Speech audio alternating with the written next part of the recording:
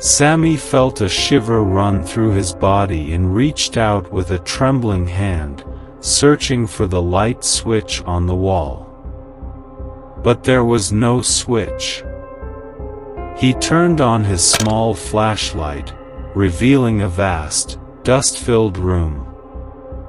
In the center stood an old wooden table, surrounded by several overturned chairs.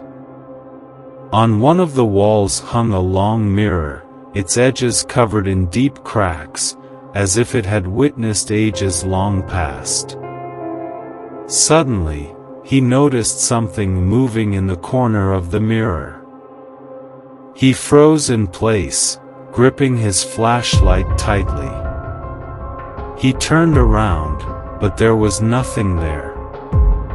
Just as he was about to turn back, the light suddenly went out, plunging the room into complete darkness.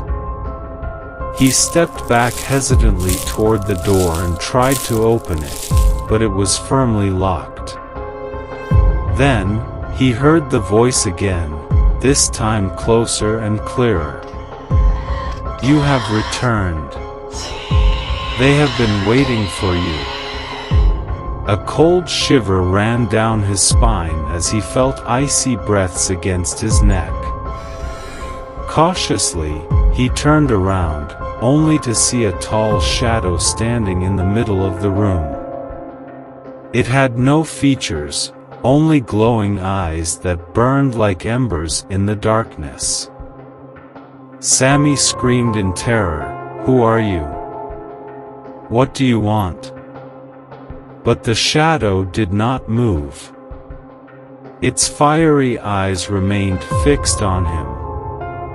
Slowly, it raised a hand and pointed toward the opposite wall, where ancient writings began to glow red. "Sammy, your name is written here." His heart pounded as fear paralyzed his legs.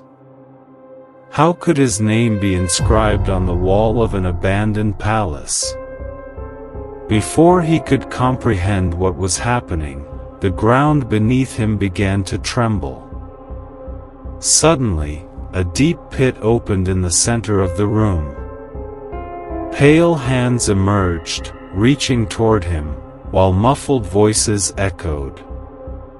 "Join us. Your fate was sealed long ago." Sammy screamed in horror and tried to run toward the door, but the shadow blocked his path. In a foreboding voice, it declared, "You will not leave. The curse has been cast upon you." Everything went black before Sammy's eyes, and the last thing he heard were the piercing screams reverberating through the darkened palace.